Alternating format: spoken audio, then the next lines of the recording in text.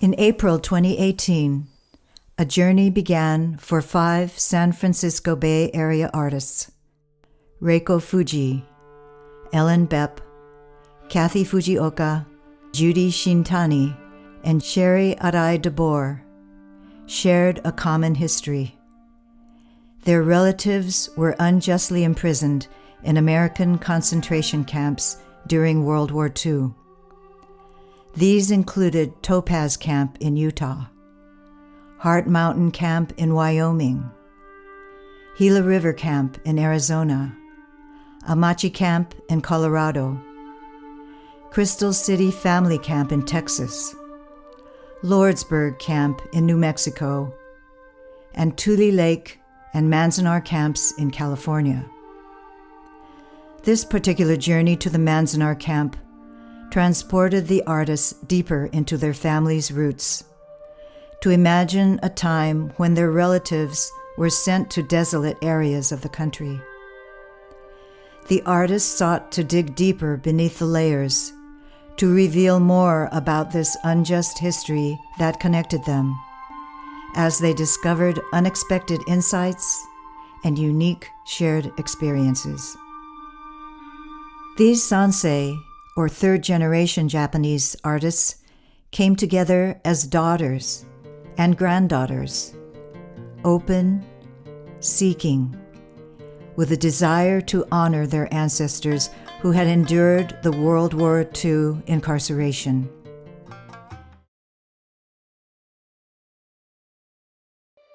She had a singular purpose in life, and that was to create her art.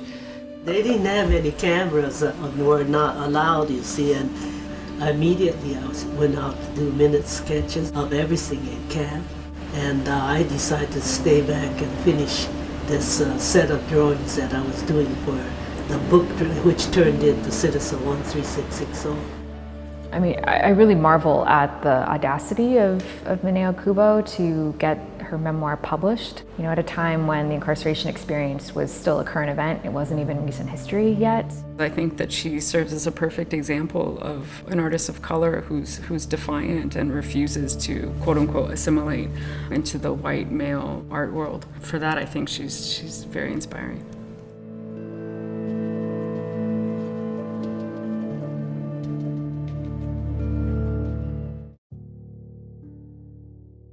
We were afraid. You look like the enemy, but we're American citizens.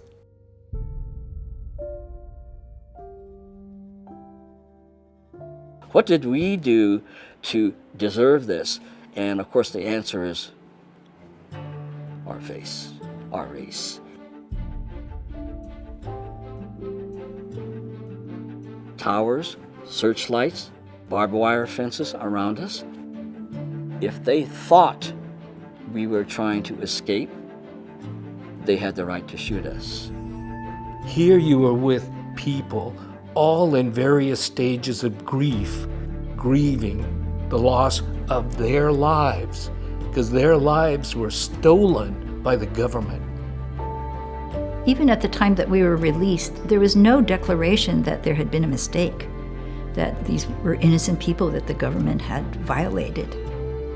We, the Japanese, are not going to be taken again. That's done with. But other group will be taken for a different reason to a different place that's essentially the same. We are not going to stand by. We will speak out. We will stand with. We will get arrested for. We will commit civil disobedience.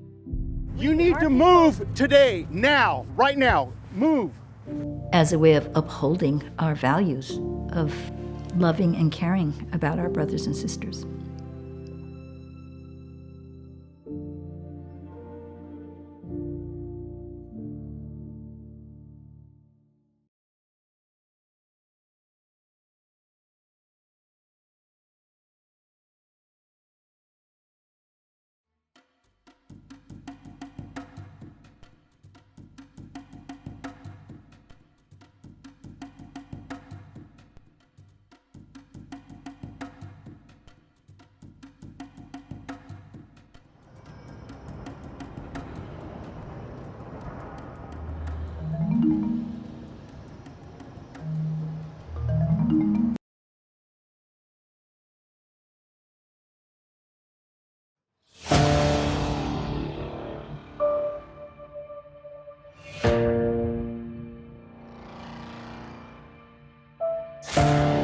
Right here is the hotbed, the nerve center of the spy system, of planning for sabotage in accordance with a prearranged plan wherein each of our little Japanese friends will know his part in the event of any possible attempted invasion or air raid, and a secret loyalty to the Japanese emperor, rounding up the Japanese and putting them where they could do no harm.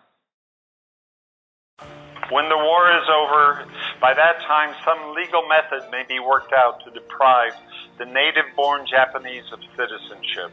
They are a race apart. But here in America, we want quality rather than quantity. We want the word American to stand for something that we honor and respect, that the Japanese can never be Americans in the true sense.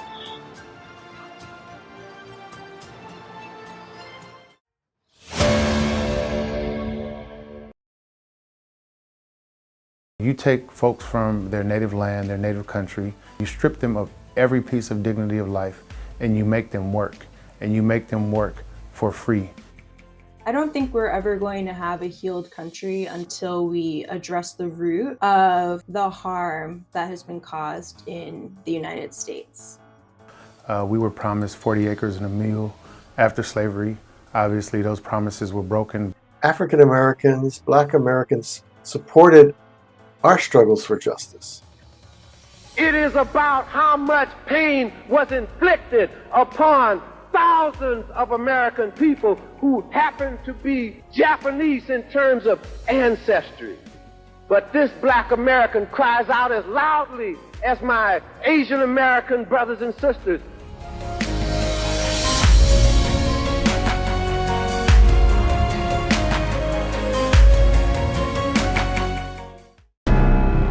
They committed no crimes, yet they were imprisoned by the U.S. government.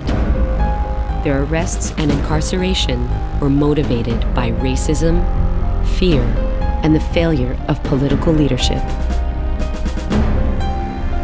These are the untold stories of Hawaii Island, Maui County, Oahu, and Kauai.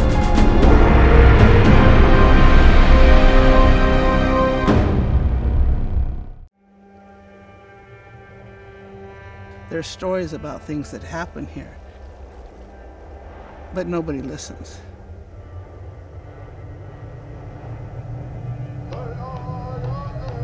My people, my ancestors, my grandparents have lived on this lake for thousands of years. Outsiders came into this valley and renamed it. We called it Paiahunaru, which means the place where the water always flows. I was evacuated from Los Angeles on May 9th, 1942. We were sent to the Manzanar concentration camp. The period I spent in Manzanar was the most traumatic experience of my life. Manzanar is 1 square mile of land that has a deep history of forced removal. Los Angeles owns the heart of the valley. they came here for the water. They are trying to recharacterize this valley as always being a desert. What made it such a desert is their pumping. This was the lake. This was all water before that. Many people who lived at Manzanar developed upper respiratory breathing problems, like my grandmother. I just don't have any energy. When I walk a little ways, I get tired real fast. Not only was water a major factor in the siting of Manzanar, water was also the means of resistance. This water, our water, it's there for everybody. Natives, non-natives, everybody. Don't take everything. I think we've reached a point in America where we have to look on ourselves as more of a diverse nation